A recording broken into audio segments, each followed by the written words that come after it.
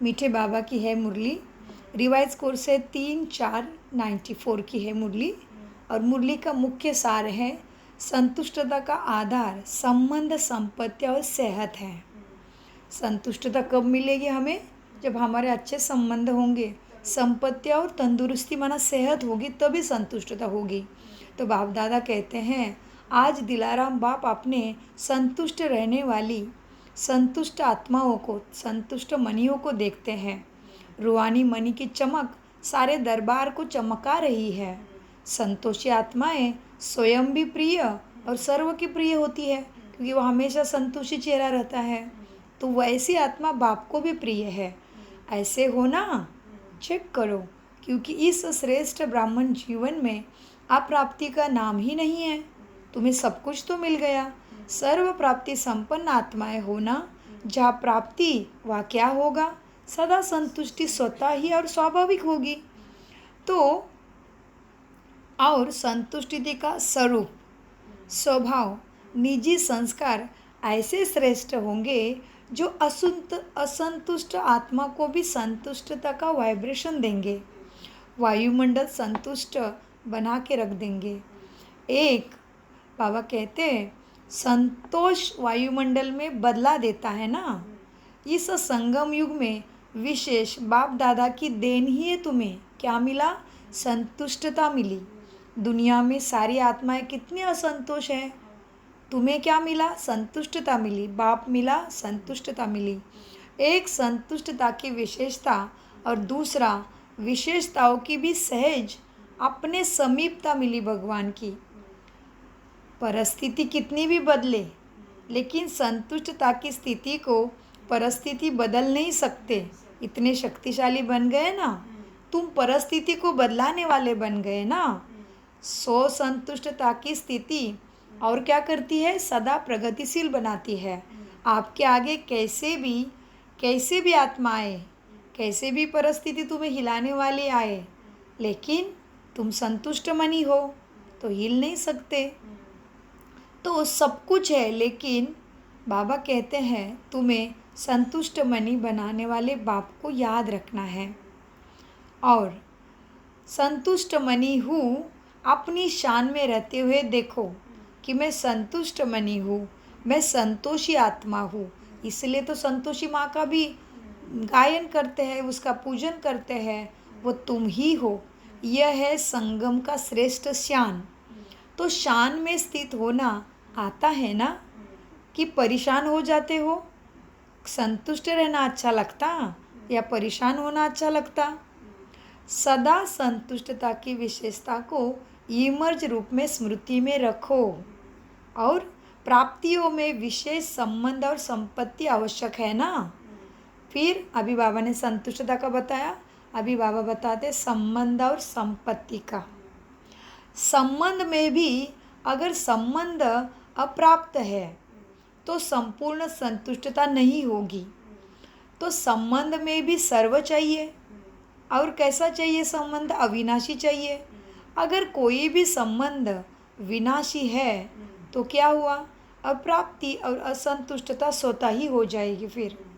लेकिन एक ही वर्तमान है तुम्हारे लिए संगम, जिसमें तुम्हें बाप से सर्व प्राप्तियाँ मिल जाती है, जो अविनाशी होती है। माना तुम्हारा बाप के साथ अविनाशी संबंध है ना। संगम है जिसमें सर्व अविनाशी संबंध एक बाप से ही अनुभव कर सकते हो। सतयुग में भी संबंध तो बहुत थोड़े हैं, सर्व तो नहीं है, लेकिन इस समय जिस संबंध की तुम्हें आकर्षण होती है ना दुनिया में, उसी संबंध की अनुभूति परमपिता से करो। अनुभूति करना चाहे वो संबंध परमात्मा द्वारा अनुभव कर सकते हो। परमात्मा माना कौन? बाबा से। जिस संबंध में अभी भी मुझे लगता है कि मुझे मोह खींचता है, लोभ खींचता है, या उस संबंध में क्रोध आता है, तो बाबा कहते वही संबंध मेरे से अनुभव करो तो अविनाशी प्राप्ति हो जाएगी। फिर बाबा ने कहा हर एक के जीवन में संबंध भी अलग अलग पसंद होती है ना। किसको बाप का संबंध अच्छा लगता है, किसको बाप के संबंध में अच्छा नहीं लगेगा, किसको फ्रेंड ज़्यादा अच्छा लगेगा। लेकिन एक समय पर और एक से सर्व संबंध प्राप्त नहीं होंगे ना दुनिया में। एक ही आत्मा तुम्हें सर्व संबंधों का प्रेम तो नहीं देगी, लेकिन बाबा कितना वंडरफुल है, एक ही है लेकिन तुम्हें सर्व संबंधों का अनुभव करा सकता है। तो बाबा कहते हैं सर्व प्राप्ति है कि क्या कुछ रहा हुआ है, चेक करो। बाबा से सर्व संबंधों का प्यार लिया? हाँ, बोलो पीछे बैठे हो क्या समझते हो? नए नए को आगे बिठाने का चांस दिया है, अच्छा किया। तो इस कल्प में इस बार पहली बार आए हो ना, तो हाथ उठाओ, भले पधारे। पहले बार आए हो लेकिन अच्छा हुआ, भले पधारे। तो भगवान वरदान दे रहा है कि अच्छा हुआ आ गए, तो आ तो गए। अच्छा, बाप दादा भी पदम गुना स्नेह संपन्न वेलकम करते हैं। तो कितना बड़ा भाग्य हुआ जिसका स्वयं भगवान भी स्वागत करते हैं।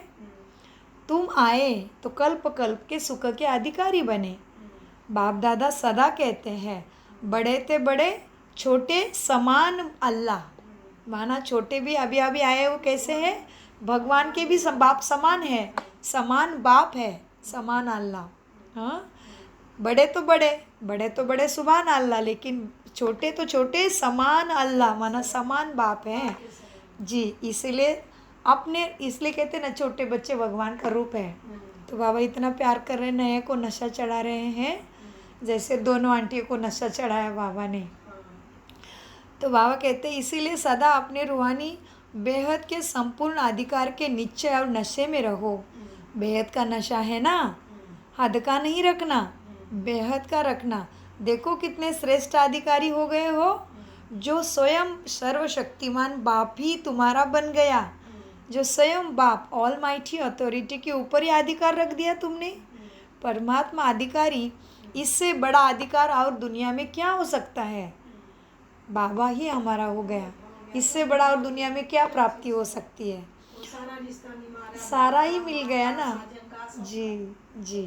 तो बाबा कहते हैं देखो बच्चों, जब बीज को ही अपना बना लिया तो वृक्ष तो समा ही गया उसमें, तो ये दुनिया का सारा सुख ही आ गया। ये सुखों का मालिक और ये सुखों का बीज ही बाबा है ना। तो बाबा कहते हैं जब बीज को ही अपना बना लिया तो वृक्ष तो समा ही लिया। सर्व संबंध का भी अविनाशी अधिकार तुमने बाप से ले लिया। और संपत्ति में भी अगर सिर्फ स्थूल संपत्ति है तो भी सदा संतुष्ट रहे हुए तो नहीं दिखते दुनिया में। स्थूल संपत्ति के साथ अगर सर्व गुणों की संपत्ति, सर्व शक्तियों की संपत्ति और श्रेष्ठ ज्ञान की संपत्ति होगी तो ही संतुष्टता मिलेगी। तो बाबा कहते स्थूल धन तुम्हें संतुष्ट नहीं कर सकता, उसके साथ साथ क्या चाहिए, गुण चाहिए, सद्गुण चाहिए जी। शिव शक्तियाँ साथ में शक्ति चाहिए और अंदर में ये सत्य ज्ञान की संपत्ति चाहिए, तो आत्मा संतुष्ट रह सकती है। लेकिन आप तो क्या हो, सब पास हो गए, ये सारे श्रेष्ठ संपत्तियाँ तुम्हारे पास है, तो संपत्तिवान हो गए ना दुनिया में। तो सबसे संपत्तिवान कौन हो गया, तुम ब्राह्मण जी। दुनिया वाले तो सिर्फ स्थूल संपत्ति वालों को संपत्तिवान का वरदान देते हैं, संपत्ति भव का वरदान देते हैं, लेकिन आप सबको वरदाता बाप सर्वश्रेष्ठ संपत्ति भव का वरदान देते हैं, सर्वश्रेष्ठ सबसे ऊंचा। तो सब संपत्तिवान है ना, कि कोई में कमी है, सब फुल है ना। चलो पीछे वाले ध्यान है ना, संपत्तिवान सबसे श्रेष्ठ संपत्तिवान बन गए ना। चलो आगे आने वालों का ध्यान बाप की तरफ ज़्यादा है, बाप का ध्यान पीछे वालों के ऊपर ज़्यादा है। तो ऐसे मत समझो जितने हम दूर बैठे तो हमें ध्यान नहीं देगा, नहीं, बाप तो पीछे वाले को ही ध्यान ज़्यादा देता है। चलो जितने भी दूर हो लेकिन उतने ही बाबा के नैनों में समाये हुए हो।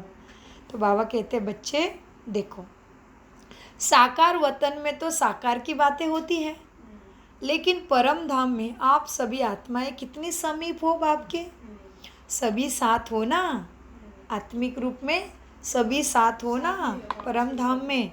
और सूक्ष्म वतन में इतना बेहद है, जो जितना समीप आना चाहे आ जाओ बाबा के बाहों में।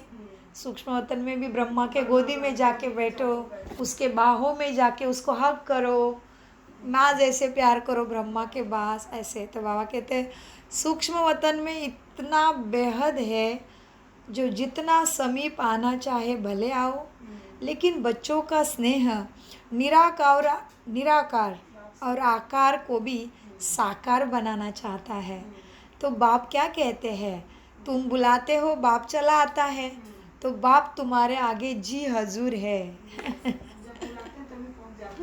हाँ कहते मैं तो, मुझे शरीर नहीं है, मैं तो निराकार हूँ, लेकिन तुमने इतना मुझे प्यार से बुलाया है तो मुझे भी शरीर का आकार लेके आना पड़ता है। ब्रह्मा के शरीर में आके भी तुम्हें कहती हूँ जी बच्चों, जी हुजूर, हाजिर हूँ मैं। बच्चे तो बाप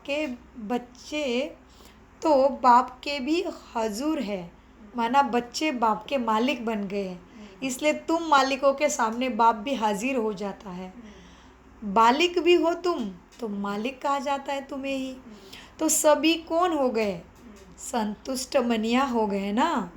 तो संबंध में भी संतुष्ट, संपत्ति में भी संतुष्ट, संबंध संपत्ति, और तीसरा क्या रह गया, तंदुरुस्ती जी, सेहत। बाबा कहते जब मन संतुष्ट रहेगा तो सेहत तो अपने आप ठीक रहने वाली है। लोभ मोह ये सब रहेगा तो वो संतोष नहीं रहेगा, क्योंकि वो बॉडी में विषारी पदार्थ तैयार हो जाते हैं उस भावना से, और वो शरीर के अलग अलग अंगों में जाके वो खराब बीमारी पैदा करते हैं। और जब हम आत्मा के गुणों में स्थित होकर विचार करते हैं, जीवन जीते हैं, तो शरीर में एक अमृत जैसा पदार्थ स्त्र हो जाता है, और उससे बिगड़ा हुआ अंग भी स्वस्थ हो जाता है। कोई दवाई नहीं लेना पड़ रहा, पूरा ठीक हो गया। हाँ जी, आप भी, आपकी भी तो परीक्षा पार किया आपने, इतनी बढ़िया भी आई थी, बहुत बढ़िया। तो बाबा कहते चलो संबंध ऊंचा मिल गया, संपत्ति भी मिल गई, तीसरा क्या चाहिए, सेहत, माना तंदुरुस्ती। आप सभी तंदुरुस्त हो ना, आत्मा तंदुरुस्त है ना, तो मन शरीर तो आप ही तंदुरुस्त हो जाता है। हाँ, मन बुद्धि तंदुरुस्त है तो शरीर आप ही तंदुरुस्त हो जाता है। आत्मा तंदुरुस्त, शरीर की कोई बात ही नहीं, आत्मा ही सदा शक्तिशाली है। संगम पर श्रेष्ठ सेहत व तंदुरुस्ती होती है आत्मा के द्वारा। आत्मा की तंदुरुस्ती चाहिए, इसीलिए यहाँ आत्मा में सारे गुण भर देते हैं, तो वह तो आपे ही प्रकृति सुंदर कांचन काया देवी देवता का काया मिल जाती है जी। और सुंदर काया, इसलिए देवी देवताओं के कितना सुंदर चेहरा दिखाते हैं, आज भी आया है साकार मुरली में जी। तो मीठे बाबा कहते हैं अव्यक्त मुरली में, इस समय की आत्मा की तंदुरुस्ती जन्म जन्म के शरीर की तंदुरुस्ती भी दिलाती है। संगम की आत्मा की तंदुरुस्ती ही जन्म जन्म की शरीर की तंदुरुस्ती भी दिलाती है। हाँ, लेकिन इस समय थोड़ा सा प्रकृति अपना रूप तुम्हें दिखाती है, तो शरीर के ऊपर पुरानी हिसाब किताब आते हैं। कोई बड़ी बात नहीं है तुम शक्तिशालियों के लिए, ये तो तुम्हारे लिए कार्टून का शो है। शरीर के ऊपर कुछ आता भी है तो क्या है, बच्चे कार्टून देखते हैं ना, वो तुम्हारे लिए कार्टून का शो है, क्योंकि तुम तो अंदर से सर्वशक्तिमान बन गए रहे हो ना। तो सर्व प्राप्तियाँ है, और इतने ऊंचे बाप से संबंध है, संपत्ति भव भी है, सर्व संबंध भव भी है, और सदा तंदुरुस्त भव भी है, क्योंकि वैद्यनाथ ही तुम्हारा हो गया है, डॉक्टरों का डॉक्टर ही हमारा है, तो हमें क्या कमी भले। हाँ, तो बाबा कहते हैं तीनों वरदान बाप दादा से तुम्हें मिली हुई है, तो वरदानों को समय पर कार्य में लगाना सीखो। सिर्फ वरदान सुनकर खुश नहीं होना, मुझे बहुत अच्छा वरदान मिला ऐसे कहते हो ना, मुझे बाबा ने बहुत अच्छा आशीर्वाद दिया, लेकिन सिर्फ नोट डाउन करने के लिए नहीं है। समय पर वरदान को स्मृति मिलाओ, समय पर वरदान को काम में लगाने से वरदान तुम्हारे साथ कायम रहता है। अगर वरदानों को समय पर काम में नहीं लगाया तो चाहे वरदान है भी लेकिन फलीभूत नहीं होगा, क्योंकि काम पे लगाना नहीं आ रहा है। बाबा कहते हैं बच्चे, वरदान तो भले अविनाशी है, लेकिन वरदान मिला है, लेकिन समय पर काम में नहीं लगाया तो वरदान फल कैसे देगा? वरदान तो अविनाशी बाप का है ही, लेकिन वरदान को फलीभूत करना तुम्हारा काम है। बीज तो है, लेकिन उससे फल कितना निकालते हैं वह तो हर एक के हाथ में है। कोई सिर्फ वरदान के बीज को देखकर खुश होते हैं, बहुत अच्छा कहते हैं, लेकिन समय पर फलदायी नहीं बनाते। समय पर जब परिस्थिति आती तभी उसको संकल्प में लाना पड़ेगा ना। अरे दर्द है, कोई बात नहीं, मेरा बाबा साथ बैठा है, बाबा ऐसे कुछ भी होता है तो बोल देना है तुरंत, बाबा ऐसे ऐसे हो रहा है, आप देखो, मुझे माफ़ कर दो, कोई हिसाब किताब मेरे से कोई गलती हो गई होगी, इस जन्म में अगले जन्म में बाबा से किरणें ले लो, उस शरीर के अवयव को देते रहो, पॉजिटिव रहो, हल्के रहो, पर्याप्त दवाई भी करो, लेकिन मन को शांति के अंदर स्थिर रखो, तो पहाड़ भी जल्दी पार हो जाएगा। और परिस्थिति में बुद्धि स्थिर होके क्या करना चाहिए वो जल्दी पता चलेगा। बाबा जल्दी टचिंग करेगा, बच्चे ये दवाई ले, बच्चे इसके पास जा, तो जल्दी राहत का मार्ग दिखेगा। बस उतना सच्चा मन होने से हाँ, लेकिन दुखी हो जाएंगे, हड़बड़ी हो जाएंगे, अरे बाप रे मेरे साथ ये ऐसे क्यों। तो क्या बाबा तुम्हें दिखाना चाहता है, टचिंग कराना चाहता है, लेकिन वो तुम अशांत हो तो बुद्धि कैच नहीं कर पाएगी बाबा की इशारे को। तो बाबा कहते बच्चे वरदान फलीभूत करना सीखो। हाँ, केवल बहुत अच्छा नहीं, लेकिन उसको फलदायी बनाओ। वरदान को बार बार स्मृति का पानी दो। वरदान के स्वरूप में स्थित होना सीखो। वरदान के स्वरूप में स्थित होने की माना उसको धूप दो, स्मृति का पानी दो वरदान को, फिर देखो वरदान कैसे सदा के लिए फलीभूत होके तुम्हारा मदद कार्य बनेगा। तो वरदान जैसे हमें मिला है कि तुम मास्टर सर्वशक्तिवान हो, और मुझे किसी ने कुछ बोला तो अभी मेरी हलचल हो रही है, क्रोध आ रहा है, कुछ तो दुख भी हो रहा है, अपमान की फीलिंग हो रहा है, तो अंदर में बोलो ना, अरे मुझे कैसे अपमान, मैं तो परमात्मा के गोदी में बैठी हुई आत्मा हूँ, मैं तो मर जीवा हूँ, मैं तो लाइट की बॉडी हूँ, मैं थोड़ी ना ये शरीर हूँ। वो तो शरीर का अपमान कर रहे हैं, मैं तो आत्मा हूँ, आत्मा को कैसा अपमान, मुझे तो परमपिता ने स्वीकार किया, उसने अपना बनाया, उसने तो मुझे मीठे बच्चे कहा है, उसने तो मुझे मास्टर सर्वशक्तिवान कहा है। तो इस तरह से कोई ना कोई वरदान मन में लिया तो मन शांत हो गया, तो हो गया पार परिस्थिति। तो बाबा कहते बच्चों वरदान के स्वरूप में स्थित होने की धूप दो, फिर देखो वरदान सदा फलीभूत रहेगा, और वरदान को भी साथ में लाएगा। दूसरे वरदान फिर मिलेंगे, एक वरदान फलीभूत करोगे तो दूसरे वरदान को वो वरदान साथ में लेके आएगा, माना प्राप्ति ही प्राप्ति, अकूट प्राप्ति होती रहेगी। वरदानों के फल स्वरूप बन जाएंगे तुम, तो आज के त्रिवरदान को फलीभूत करना है ना, संबंध, संपत्ति और हेल्थ, तंदुरुस्ती। बाबा कहते तो आज के त्रिवरदान को फलीभूत करना है, और फिर समय पर जरूर याद भी करना है। समय पर भूलना नहीं, समय पर भूल जाते हैं, यूज करने के लिए पीछे पड़ते हैं। ये वरदान तो था, वरदान को जितना समय पर कार्य में लगाएंगे उतना वरदान और श्रेष्ठ स्वरूप दिखाते रहेंगे। तो सभी को वरदान मिला ना, अच्छा।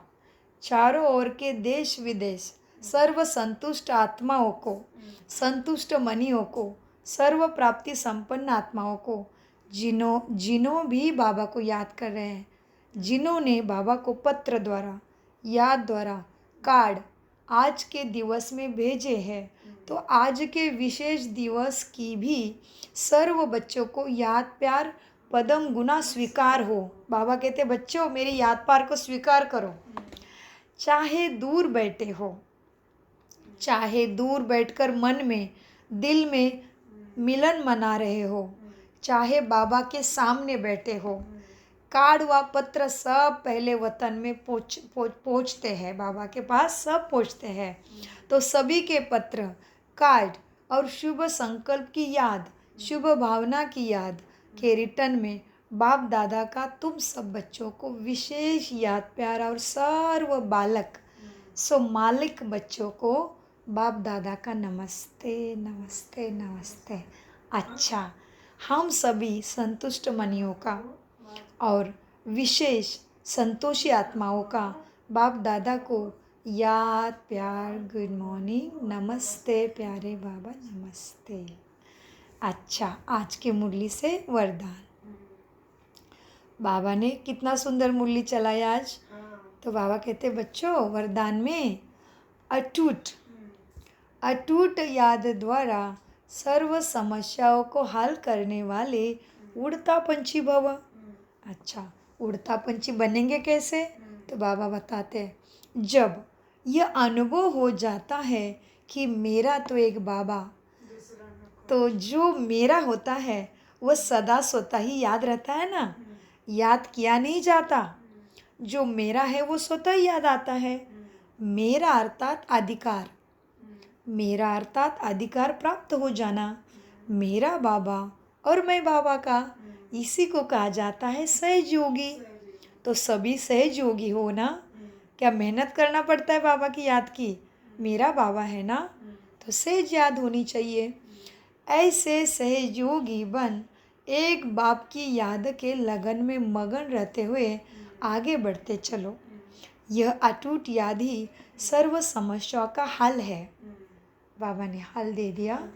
यह अटूट याद ही तुम्हारे लिए सर्व समस्याओं का हल कर उड़ती पंछी तुम्हें बनाएगा।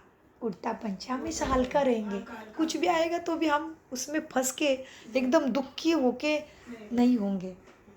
तो बाबा कहते हैं, ये अटूट याद ही सर्व आत्माओं का हल कर उड़ती पंछी बनाए उड़ती कला में ले जाएगी।